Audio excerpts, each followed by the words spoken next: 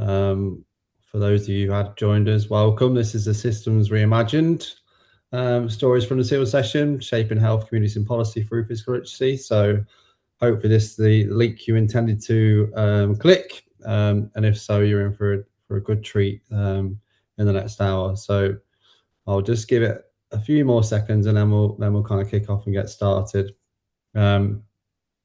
Just so you know, we've got 3 different talks today from 3 different geographical locations. So Northamptonshire, North Yorkshire, and also London Borough of Barnet. So a nice geographical mix for you, and then some really interesting presentations as well from the team. So basically the way it's going to work in terms of format is, if you guys, a bit like the previous session, if you've just been to a story session between 1:45 and 2:45, if you've got any comments or questions, then feel free to put those in the chat during the presentations. And then what we'll do at the very end, so once all 3 groups of presenters have gone, we will do a Q&A and discussion at the very end, where we'll take questions there as well. So either populate your questions in the chat, or you can unmute yourself in that end session part and ask a question, because it's always great to see your face at the same time, really. So yeah, so I guess we'll kind of get started now then. So without further ado, I'm going to pass you over to Nat, Patsy and Kerry from Northampton, who are going to talk about shaping health through movement. And Nat is just going to share her slides, which are on Canva. So we'll just give her a second.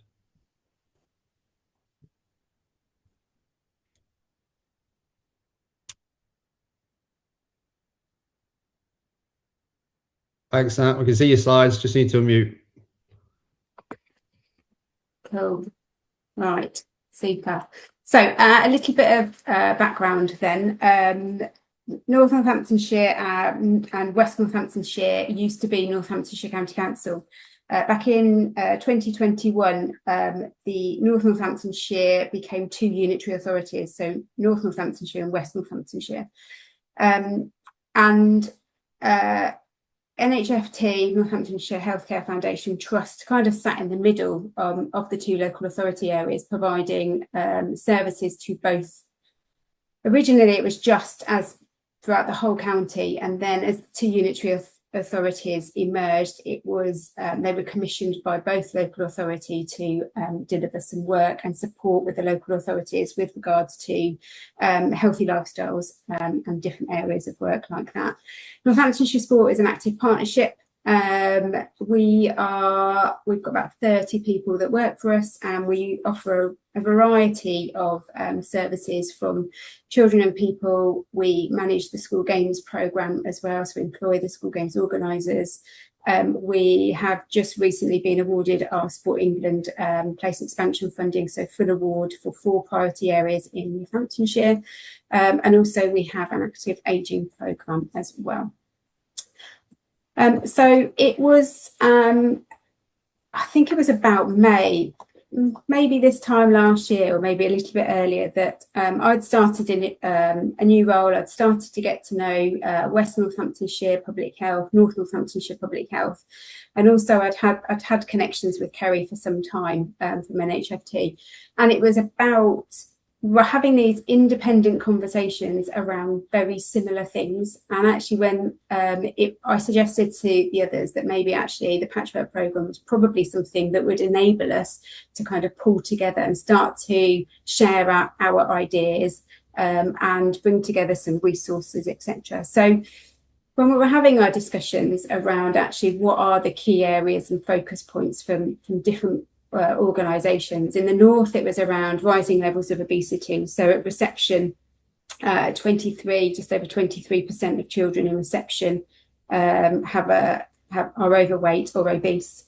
Year 6 children, that's 36% of children are obese or overweight. But also in the north, they had a desire to move from a traditional approach of weight management to a compassionate approach to weight management. And they've actually started to make that move. So actually merging the 2 together and actually trying to use physical literacy as a tool to kind of embed that and to make that happen kind of almost made sense for it to be included in this programme as well. From Northamptonshire Sports point of view, we are banging the drum constantly around how can we ensure schools offer at least 30 active minutes during the school day. How can we support and champion the 30 minutes of activity outside of the typical school day and into school holidays as well. We know that we have quite a few pockets of inequalities as well, and hence the investment from Sport England around the place expansion funding. But also for us, it was how do we socialise the physical literacy consensus statement? So it was kind of in the school's environment. We had the assumption that people understood through the information that we were sharing with them that they understood what the physical literacy consensus statement was. They understood how it could be embedded within their own school, what it would look like. But actually digging a little bit deeper, they were still so far from understanding what physical literacy was. And for them, it was around the fundamental movement skills and a child's ability to be able to do a particular skill or play in a particular sport. And we kind of really realised fairly quickly that actually we need to kind of turn this on its head and we need to do some work around it. And for NHFT, they have been supporting with the National Child Measurement Programme for many years now. They are the service that goes out to the school, measures the children, accesses the data, and then provides that ongoing support to those families and children who have been identified as having an unhealthy weight.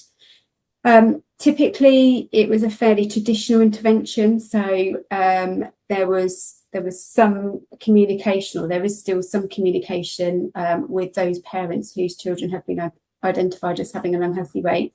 But sometimes there's a little bit of stigma about those parents who are willing to access some of that support as well. And a lot of the focus prior to kind of this involvement in this programme was very limited to kind of diet and exercise. But actually, Kerry's realisation for her team was that actually we need to start changing behaviours, and we need to be able to sustain these behaviours. So we can't just focus on diet and exercise. We need these young people and their families to gain a much more positive relationship with physical activity and movement. And for West Northamptonshire, again, it was around the rising obesity levels. So they're slightly lower than the North. In reception, 20% of reception children are obese or overweight. And year 6, it's just over 34% of children.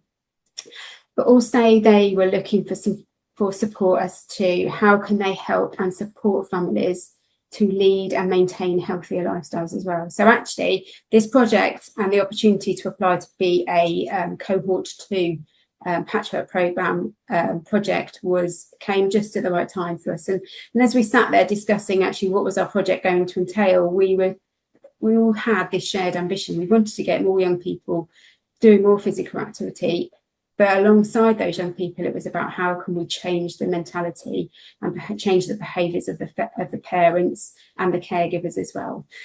Whilst we could probably go and do some of this by ourselves, actually we felt that we would have greater impact if we had a whole county approach to delivering some of these intents.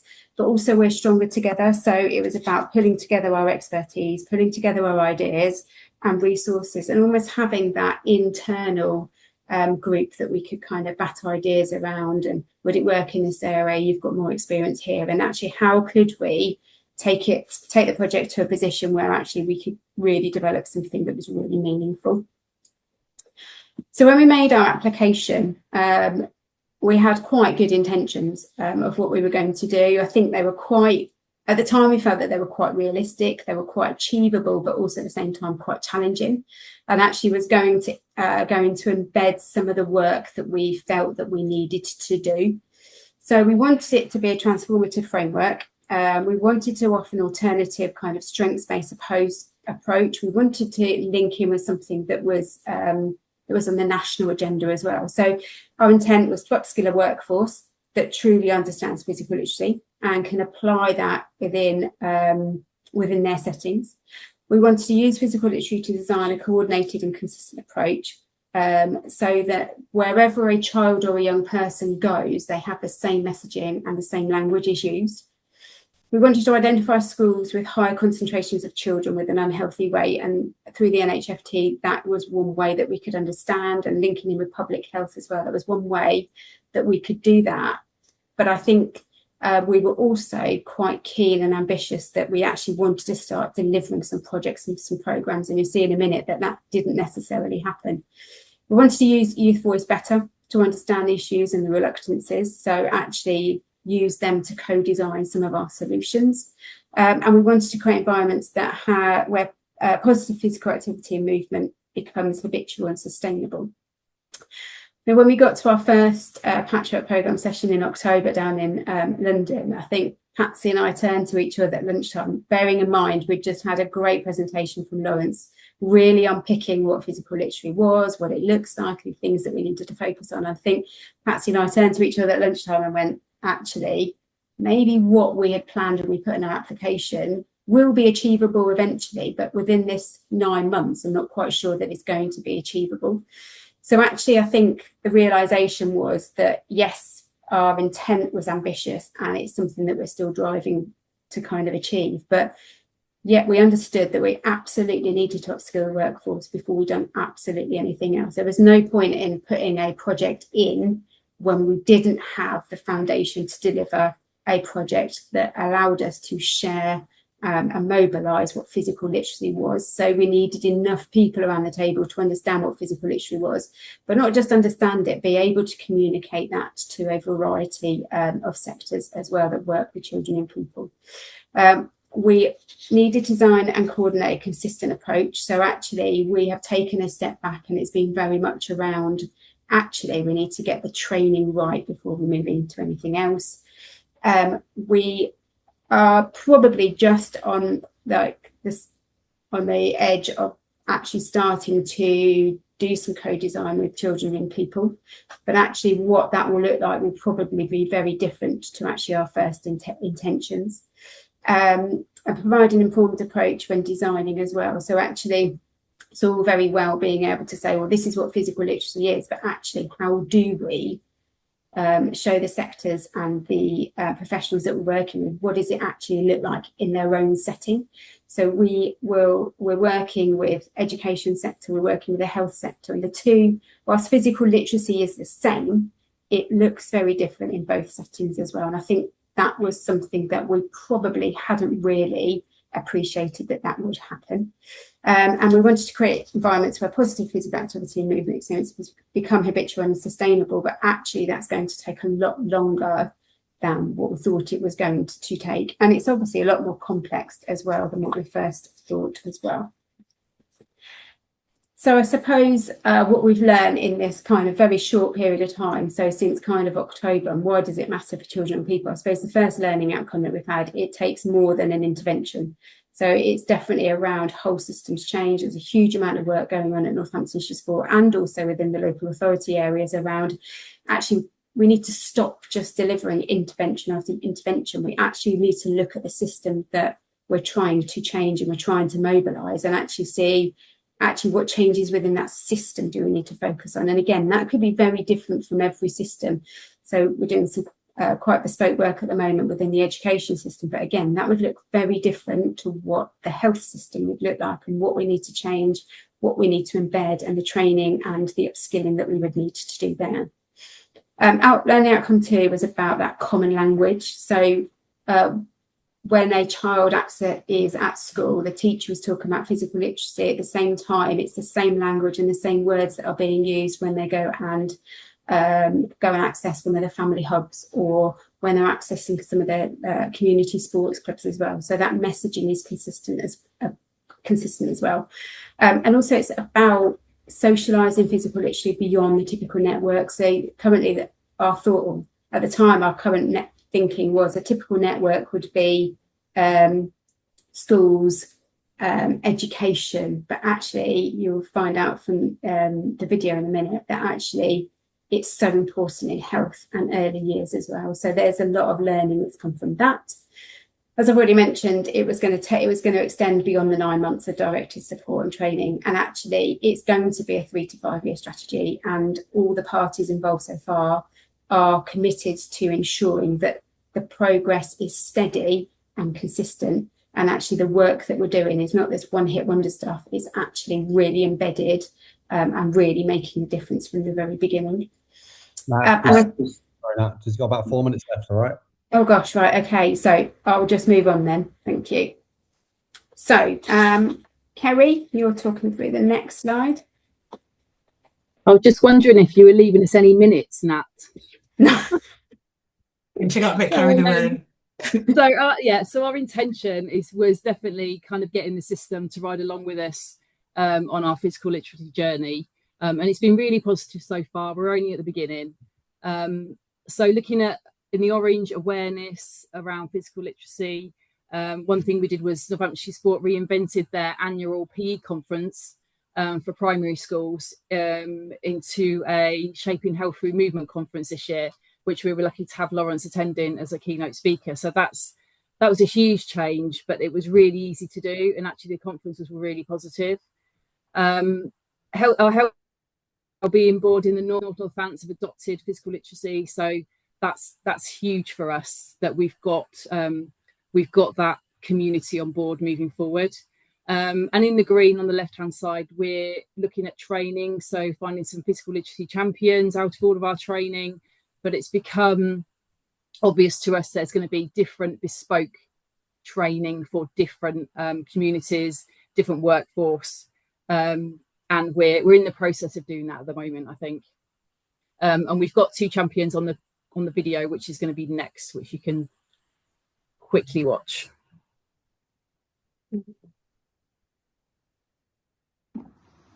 Hi, we're Lynn and Teresa. We're senior healthy child practitioners with the 0 to 19 and Best Start in Life teams across North and West Northamptonshire.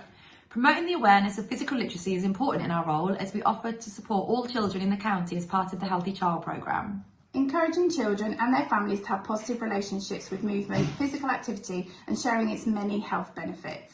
Within our role, we have the opportunity to develop this further into best practice with making every contact count. Guiding children and their families to local groups and activities, making movement fun and enjoyable for all the family while protecting health outcomes. We explore keeping healthy at each mandatory contact and development review. Our aim is to support embedding physical literacy across all the contacts with our families. Our aim is to also support delivering training to all of our staff and recruit physical literacy champions across the county.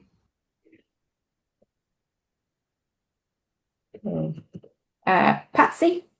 Yeah, I'm just going to fly through this because I'm sure we haven't got no minutes left, have we? So I'm going to mention about the strategic fit, really. So you've heard all about the other bits, the colours in blues and some of the challenges that we've had, but actually this really fits well strategically. So I'm the North representative from a public health perspective, and it really fits well with our prevention agenda. We've heard a lot this morning about really starting from early years and the junior park runs and how we start at the beginning.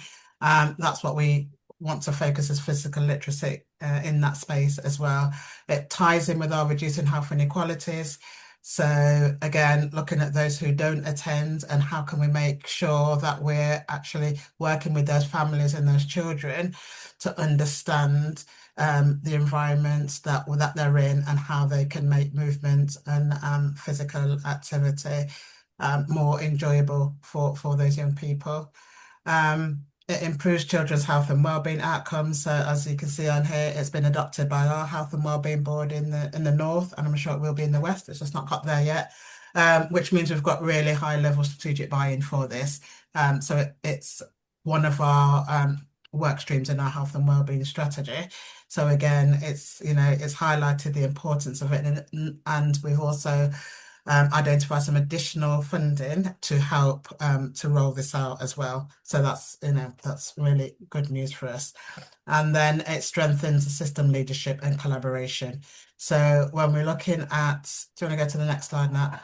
When we're looking at how we should really be moving forward, we want to move away from the silo, time limited, target driven programs, which often are time limited. And often focused on a winning focus, to a more collaborative, collective commitment across the system. Continued partnership working. We try to do the ripple effect, but we try to make it into a nice diagram, as you can see there.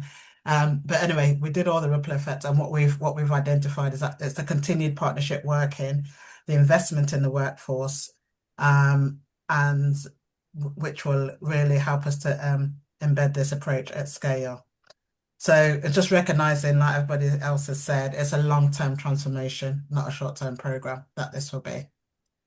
And that's it from us. Thank you. I know we've gone over, but thank you very much. Thanks for kicking us off, Nat, Patsy, Kerry. That was great stuff, really, and really great to see how physical literacy can be used to service kind of different agendas, and how you kind of brought across the strategic interests, really, of those different areas in your project. So yeah, thanks very much. So just a reminder, guys, if you've got any questions, please do put them in the chat, and then we will pick them up at the end of the session. Okay, so now we're going to move on to our next talk. We've got Laura and Ireland Cap from North Yorkshire, who are going to share their experiences using schools as influences in the community. Over to you guys. Thank you, folks. We'll do our best to be slick in terms of time. Yeah, so hello, everyone. Thank you for staying this afternoon to hear from our team, Schools as Influence in the Community. You'll be hearing from Laura Young from North Yorkshire Council Public Health, Kat Milburn, EYFS teacher at Oatlands Infant School in Harrogate, and myself, Niall O'Brien, as Education Lead at North Yorkshire Sport. Just next slide, please, Lawrence. So yeah, the problem we're solving, we know schools and communities are facing real pressures, stretched staff, limited budgets, and communities that are carrying the weight of inequalities, which some of our colleagues have been talking about already this afternoon. We're trying to support school staff, community organisations, and system partners to come together around a shared belief, and that is that every child deserves to feel confident, supported, and inspired to move. We knew that change wouldn't be easy. We know that change never is. Some schools were ready to try new ideas. Other schools needed more time, and we were very conscious of that. And it wasn't because that schools didn't care. It's because of their daily realities and the challenges that they're facing within their communities. Sometimes it feels out of reach to kind of make change happen. Yet when the right support, relationships, and trust were in place, we knew that doors would begin to open. Through identifying funding support and expertise, we've been designing ways to motivate and develop a workforce of school staff and volunteers. In school, we're having conversations around reimagined routines, so movement can become part of school culture. We're finding that every action, whether that be opening a school playground, supporting active travel, listening to young people, shifting a mindset, all contribute to a system where positive experiences aren't rare moments, they're the everyday norm. Next slide, please. So a little bit more detail in terms of who makes up our team. Not to embarrass my colleagues, but I wanted to add some kind of context around their work and their background. So we've got Laura Young. Laura, back in her youth, even though she's still a young lady, I ought to add, was a national level gymnast, although had a really poor experience of PE. And that's a contrast that fuels her commitment to creating positive experiences for children and young people. Now with North Yorkshire's public health team, she brings a deep expertise and has been instrumental in shaping our strategies. We've got early years leaders, Kat Milburn, and her head teacher, Chris Harrison, who's not been able to make it today, from Oatlands Infant School, a school that's recognised for their innovation around physical activity and how they use physical activity to enhance and improve kind of wider school outcomes across both their school and their academy. And both have been hugely influential in terms of former programmes and our current work. And then myself, Niall, as a former PE teacher, forest school practitioner, and huge advocate of kind of active enrichment in schools. As I've mentioned, I'm currently education lead at North Yorkshire Sport, and I really want to use my experience of working in communities that are facing the greatest inequality to really champion physical activity to improve children's experience of school and more broadly physical activity, PE and school sport. I feel that our team has a unique perspective and our collective focus has been influenced absolutely by the red layer of the consensus statement. It's something that really kind of rings true to me, particularly when we're talking about, you know, circumstances, places and spaces and kind of our place-based work. You know, we're really intrigued about how we can use that layer of the consensus statement to develop whole school physical activity approaches. Next slide, please. So in terms of the opportunity, we felt we had an exciting chance to leverage our existing partnerships and insights that we've gained. Firstly, our work on the Opening School Facilities initiative, which I smile while I'm saying that because it was a a monster of a piece of work, but I was always really conscious that there were a lot of kind of relationships and lots of learning, good, bad, and ugly, which I was, really keen to make sure just didn't evaporate. We needed to use that learning moving forward, especially with the conversations happening nationally around PE school sport and physical activity. Sort of the second layer of thinking was around our work on creating active schools. And this program's been a huge influencer in our work, how we integrate movement across the entire school day, before and beyond the school day, creating active environments where children are encouraged to develop healthy lifelong habits. And yeah, by committing to collaboration, working closely with various stakeholders, including regional delivery partners, education sector allies and community organisations, we're really working towards creating a cohesive strategy to support schools in their journey to becoming a more active and inclusive space for children and young people.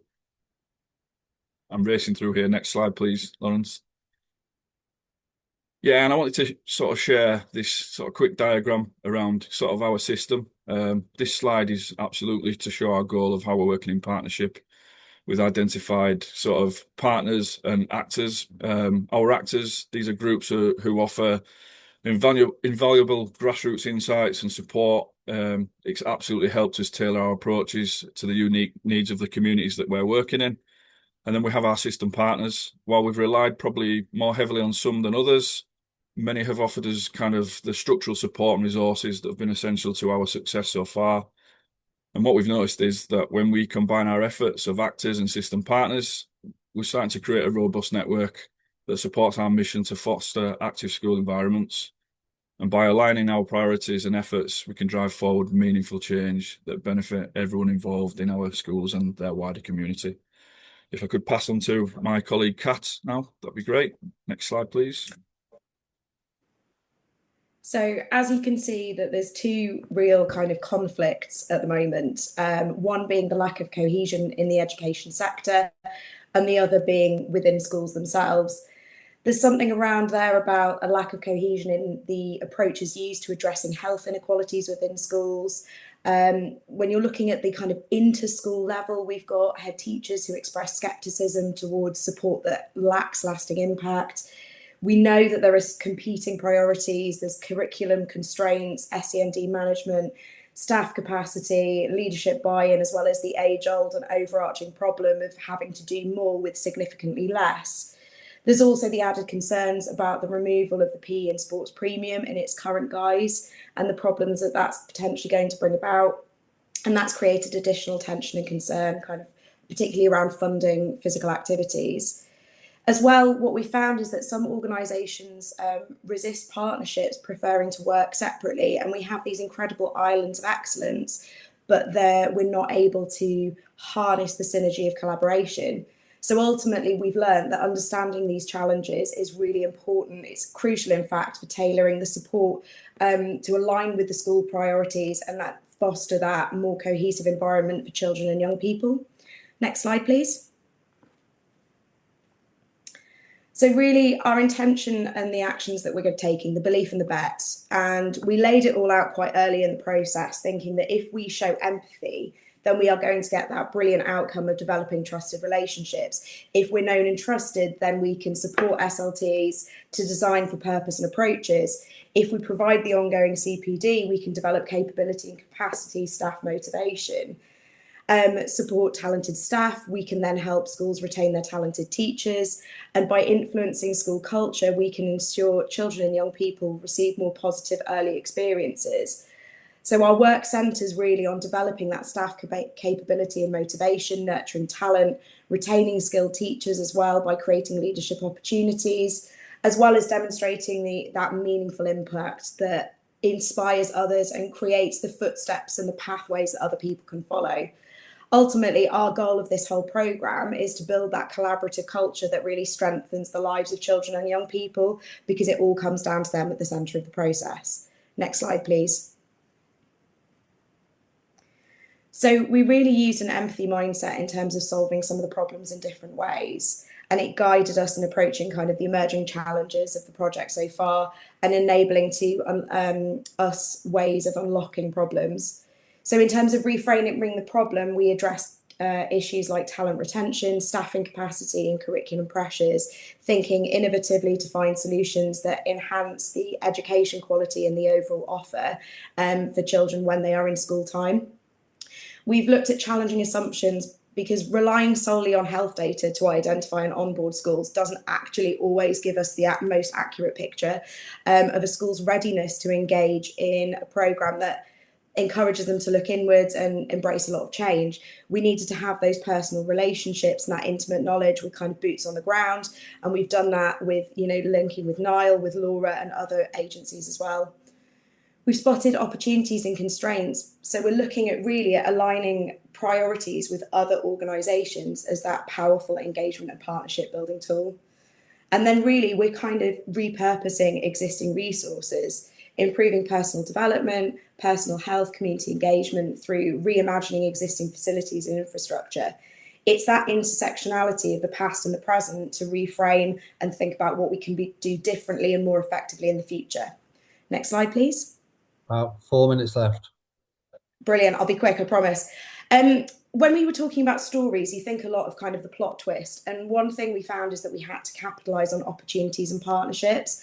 And this has been absolutely central to driving change in schools and communities of interest.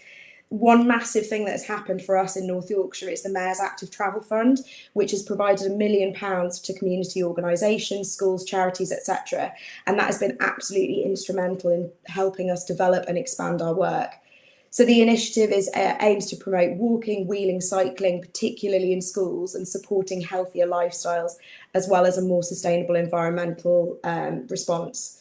So from the outset, the emphasis of this and for our programme is behaviour change, not just delivery. Infrastructure improvements paired with community-led approaches, ensuring long-term acceptance and lasting impact. And we recognise that meaningful progress requires collaboration. Working closely with partners has been absolutely essential in promoting whole school physical activity, physical literacy, particularly through the opportunity that is active travel. I'll now hand over to my colleague Laura. Next slide, please.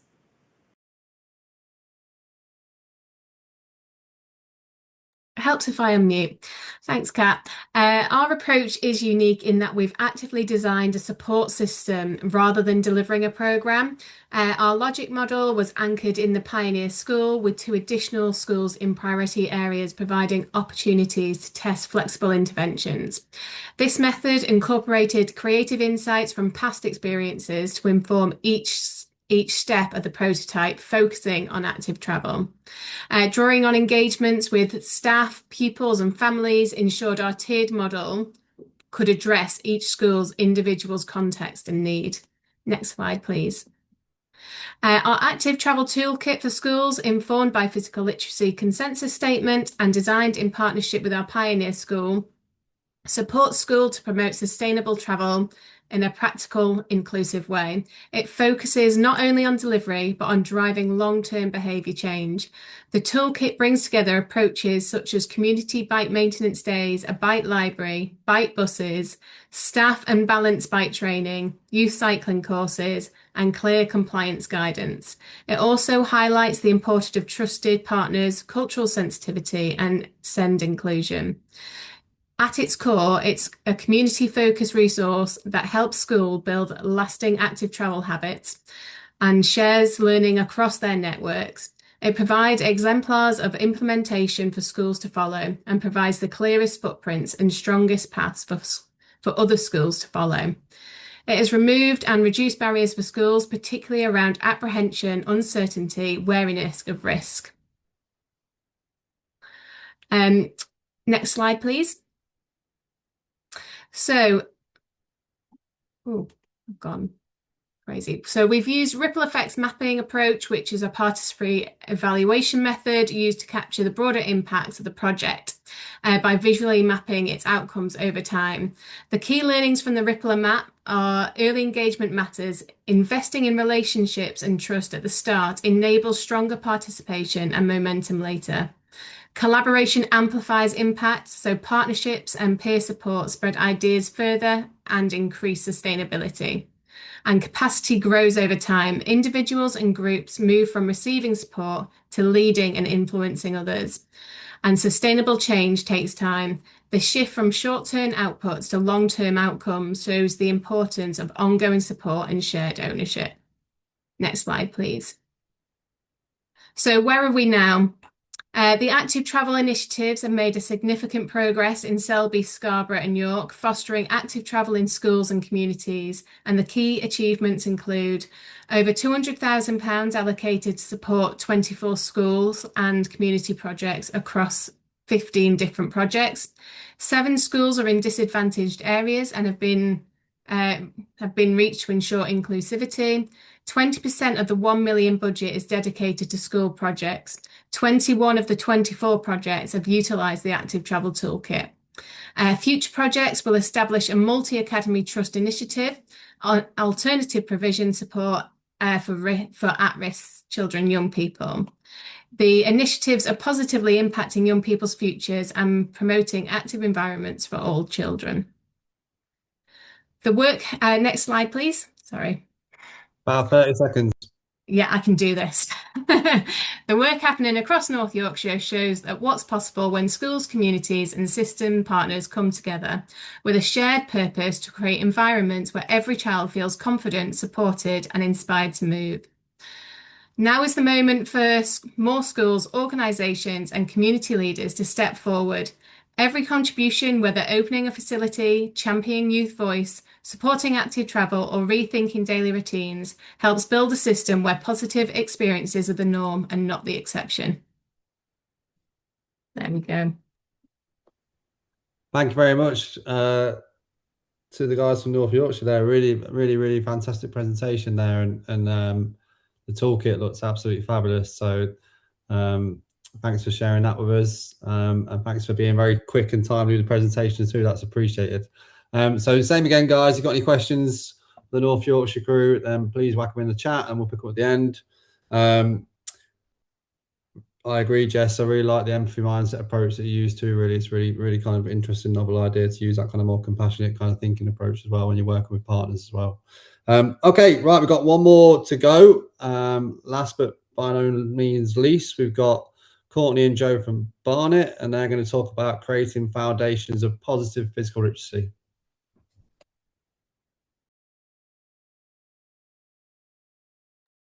Thank you, Lawrence. So good afternoon, everybody. I'm Courtney, so I'll be kicking off these slides, and I've got my colleague Joe here. She can give you a wave if she's on your screen. So we're from London Borough of Barnet. It's in North London, if anybody knows the geography of London. A very big borough, so competes with Croydon. So sometimes we're the biggest in population, sometimes it's Croydon, depending on what data set you look at and if there's been a baby boom in that period. So Joe and I have led this programme, and equally we, in the initial phase of this project, we had one of our colleagues from public health join us as well, who's called Sharon.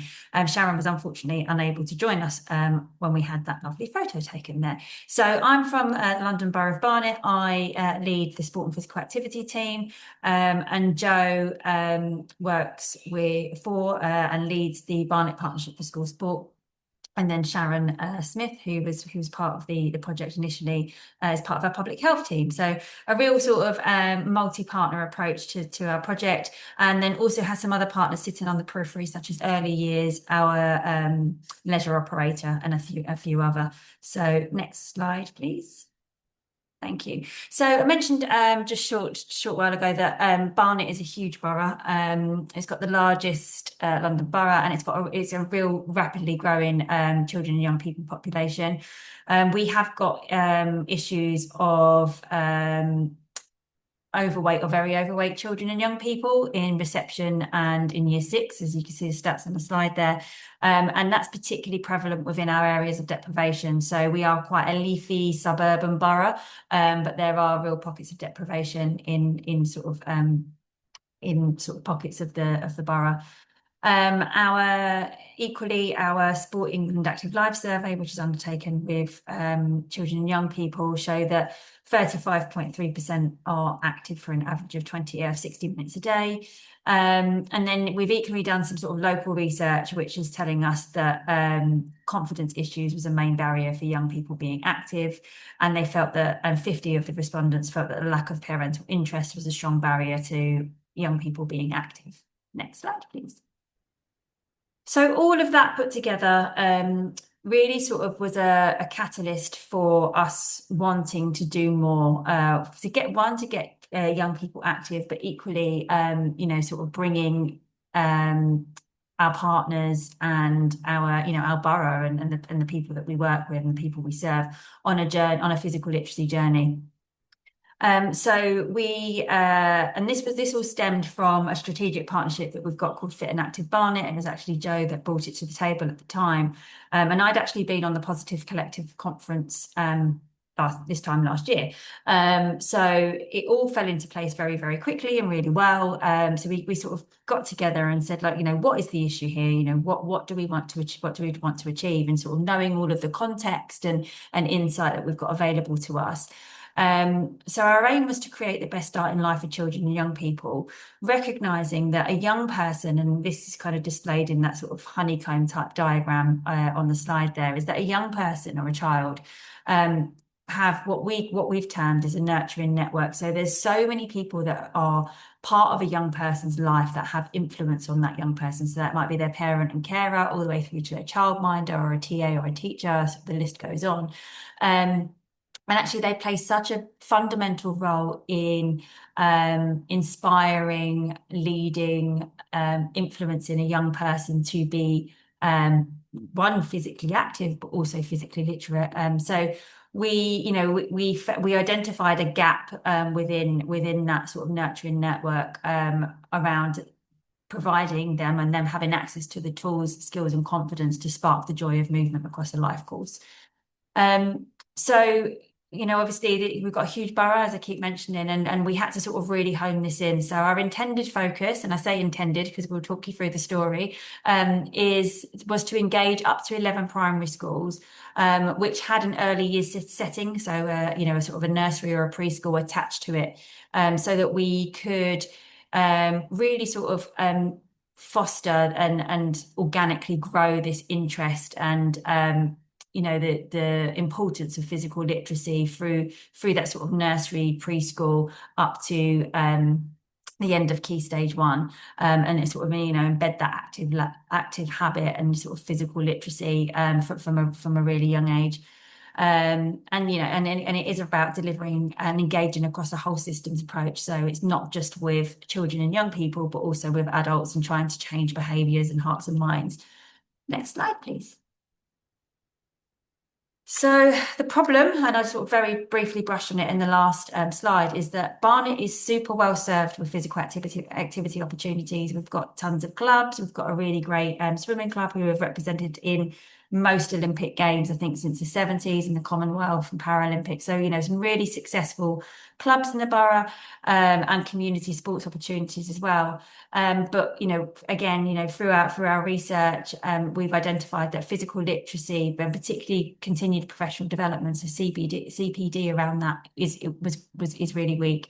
What we've also found is that within school, physical literacy is everyone's job, but yet it's no one's job.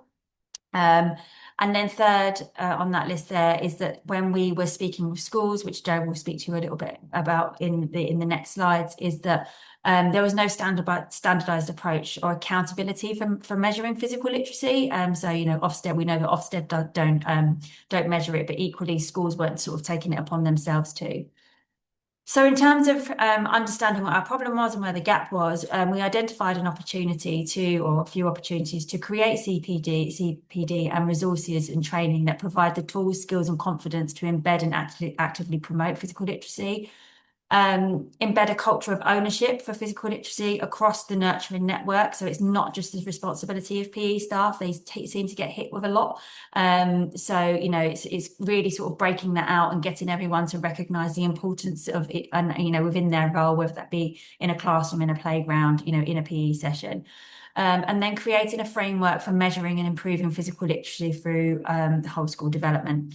So, I'll move on to the next slide, please, because I think this may be Joe's, it is. But before I hand over to Joe, I think it's just quite important to sort of recognise, which I didn't sort of mention earlier on in the slides, is that this is a very much a collaborative approach, but an approach with no funding behind it. So it's very much us working within our partnership and sort of the networks and skills that we've got to be able to engage with schools and bring them on the journey. So I'll pass over to Jo. Thank you, Courtney. Yeah, so thank you for setting the scene as to where we were thinking we were going, etc. I think one of the biggest things for us was when we started the Positive Experience Collective gatherings. The first gathering really highlighted to us that we aren't going to be working with 11 schools for a pilot project. So we cut that down straight away to five schools that we've engaged now. And what we did was we looked at, I've been working in Barnet for 20 years, so it was a case of we knew the deprivation and we knew a list of schools that we wanted to work with. So I just looked at those schools that we had really strong relationships with the senior leadership team. That was a big side of things for us, was that we actually wanted SLT sign off. We didn't want this going through the PE subject leaders network. This had to be further up the school because we needed the whole school approach. We didn't want it to sit within PE because PE is an element of physical literacy. It's not, it is one element of it, and there's a lot of other elements of physical literacy. So that was a really big key thing for us to get SLT sign up, which we did. So we basically through our journey, and I know Lawrence spoke earlier about Thrive, and he very generously gave us his breakdown of Thrive and his questions under each of the Thrive areas. And I'll talk through what I did with those in a little bit. But through our discussions and through the Positive Experience Collective, me and Courtney, like she said, this is very much an addition to our jobs. So it was an additional role. But it's a project we both felt quite strongly about. We decided very early on that actually we weren't going to go directly to the students to begin with, because what we needed to do was create a very strong foundation within those schools. So we needed to actually do this inside out approach. So actually our approach is with the teachers and the staff, and that's all members of staff at a school. Then it will be with the pupils, and then it will be with their nurturing network, the parents, the caregivers, etc. Next slide, please. 4 minutes left. Okay. So what we did with all of Lawrence's information was I basically broke it down to make more sense for a head teacher. To how they could see how this could fit within their school, within their policies, etc. So what I did was I looked at the Thrive and I looked at the questions and I broke them down into system level. So these are system levels in front of you, and they are then broken down into being policies, voice, or environment. What we did was we went through this system level approach and we rag rated it. The schools rag rated themselves, but we helped them rag then. So red, amber, green themselves as a school in regards to physical literacy and Thrive. So that was a really powerful first meeting that we had with the either the head teacher or a member of SLT and whoever they identified as their physical literacy lead. So that enabled us basically to actually look at the questions. It started a lot of discussions about what physical literacy actually is.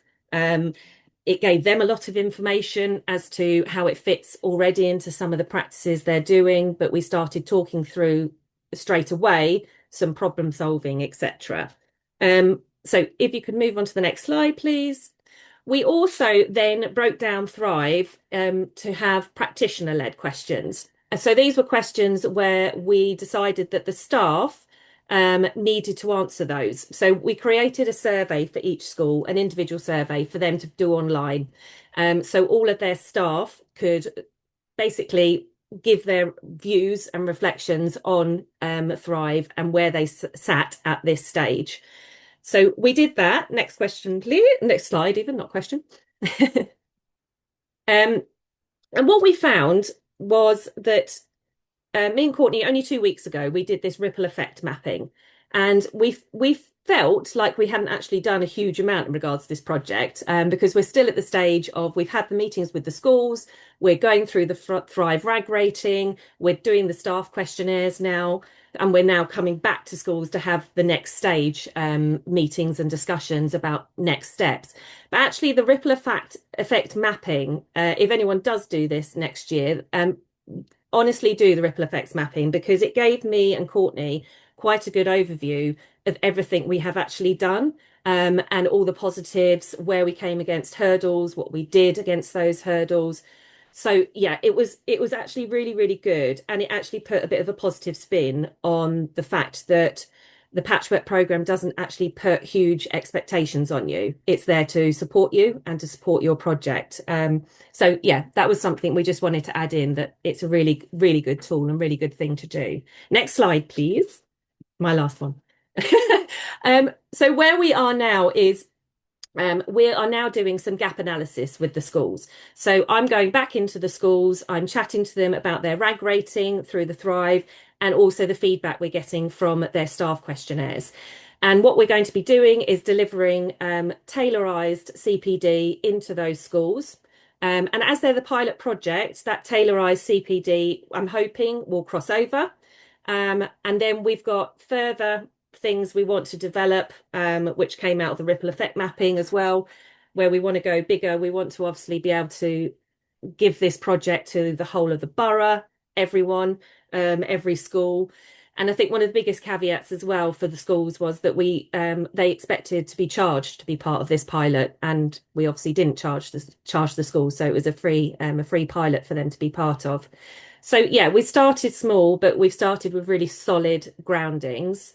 And I think we are actually at quite a positive stage, even though we're a lot further behind than we thought we would be in the beginning of this. Next slide, and that's Courtney. Thanks, Joe. I'll be quick with this one. So I think we've titled it Our Pearls of Wisdom, and Joe's covered a lot of it. But genuinely, it's okay not to have if you're thinking about applying for the next cohort of the Patchwork and, the Positive Experience Collective, and, you've been on the conference today, it's absolutely okay not to have a crystal clear idea, because the Patchwork program is definitely a learning journey. As Joe has said, we had this really grand idea, and actually it was Lawrence that made us just sit there and go, is this achievable? Curveballs and delays, delayed progress is part of the journey. And the Patchwork program is really excellent, and sort of flexible. They listen, it gets you to think differently and adapt how you work. And it's a really fun and dynamic way of just having some time to think and design a program, which you don't necessarily get on your day-to-day. We've had some, sort of really art and crafty sessions, which just gets you to think a little bit differently on how, one, you develop a program, but also how you engage your audiences. So it's been, a really fantastic journey for Joe and I. I think Joe would echo that sentiment. Yeah. Okay, awesome. Thank you very much, Courtney and Joe. I really appreciate that talk, and I really love the Nurturing Network name. I think that's, a nurturing social environment from people, communities, culture is really important. Physical literacy, that's a brilliant name. And you spoke honestly really about the challenge of kind of getting things moving really, but once it starts moving, you can see how actually it's difficult to start physical literacy right as well at the same time. Thank you both, appreciate that. Okay, so now it's open to the floor. So I don't know if anyone's got any questions they want to ask in the chat. I'm just having a look through. There wasn't any specific questions that I've seen so far. Quite a few comments. Let me just keep checking. Just while I'm doing that, I guess for me, from some of the themes that came out of all your talks, and it's great that this kind of stories from the field session is titled Systems Reimagined, because a lot of you talked about the importance of relationships and about building collaborations, and also around kind of influencing people, whether that be senior leaders in schools or whether it be kind of strategic leads for health and so on. Really, like, I guess a question for you all really is if, given the importance of collaboration, what's what's the hook, or what are your top tips for someone maybe who's listening to this session, who maybe, you know, could see the value in collaborating but doesn't really know how they would get another organization or another kind of strategic agenda to kind of buy into physical literacy? So what would be your kind of top tips for collaboration to people on this session? And I want to pick that up first. Can I be brave? Yeah. I just think from my experience as somebody who works in a school, and we know that organisations in the sector and the wider sector, we're all pressed. It's finding the kind of the existing real estate for somebody to go, this is what you're already doing. What can we overlay within your offer rather than adding to it? So how can we shape what you're doing without creating extra workload? What is already going well, and how can it be refined? Great, thank you, Kat. Anyone else want to add anything to that? Could I jump in, Lawrence? Go for it, Niall. I don't think Kat actually knows this, but that was like a prime example of one of the schools sort of in our project. We knew that this particular school was getting kind of communicated to from all angles, all partners within the system. And we knew it was a hot spot and everybody wanted to kind of operate and support that school. And a quick look on their website, a quick look at the staff team, we quite quickly identified the best fit person probably to have conversations with. And in this instance, it was their parent liaison officer that was also responsible for pastoral and breakfast club, all the really important bits, you know, across the school day. And then we noticed that they had another Thrive approach, not the one you've shared, Lawrence. I think it's a mental health and well-being specific school-related kind of program. So looking at their Thrive approach, we, like, as Kat's described there, we overlaid how physical activity can contribute to those outcomes, and that formed part of the conversation initially. And I think that got us the foot in the door then. Awesome. Thank you, Niall. Anyone else want to add anything to that?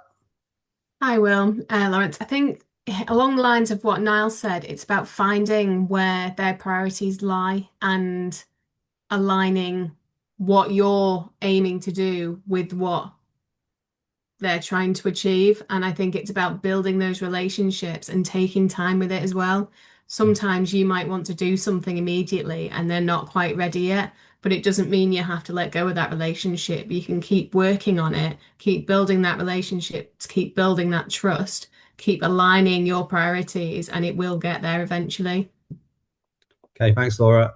Okay, we've got a question in the chat from Helen. It says, did you all use school games officers to help with your projects?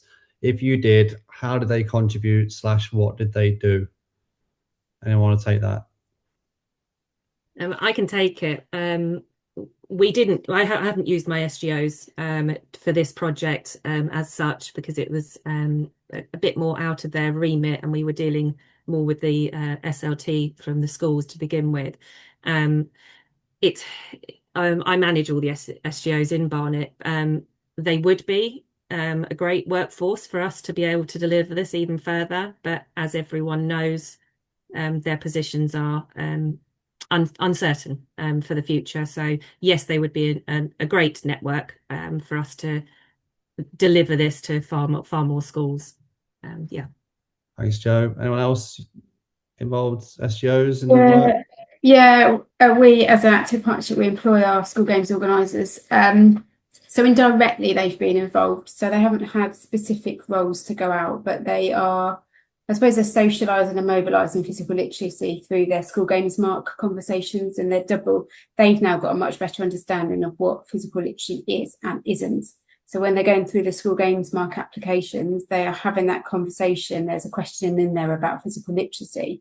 And actually the SGOs are starting to challenge some of the schools now around, actually, I don't think your understanding of physical literacy is quite right.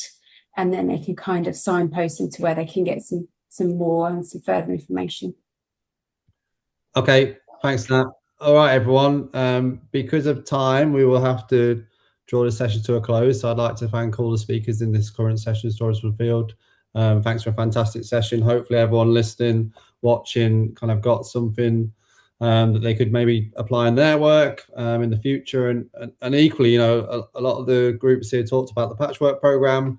I would encourage you to think about applying for the patchwork program, but you don't have to wait to get on the patchwork program to start working in physical literacy. So the great thing about patchwork program is we've had 2 cohorts that have gone through it now, and a lot of the resources and tools that they developed will be shared. So if you go onto the Positive Experiences Collective website, there'll be resources there that you can use, so you don't necessarily have to start from scratch. And thankfully, the fantastic work from some of these groups will be available to you too, really. So finally, thanks to you, everyone, for joining. It's amazing to see the interest in physical literacy. A real privilege to listen to all the different talks going on today. So yeah, I guess everyone keep doing what you're doing. Keep being passionate about physical literacy. It is the future. It's not going anywhere, as Charlie said, and hopefully we can create positive experiences for children and people. So thank you. Have a good day, and then go and have a drink, I guess, really. Yeah, whatever that might look like. Excellent. Thanks, everyone.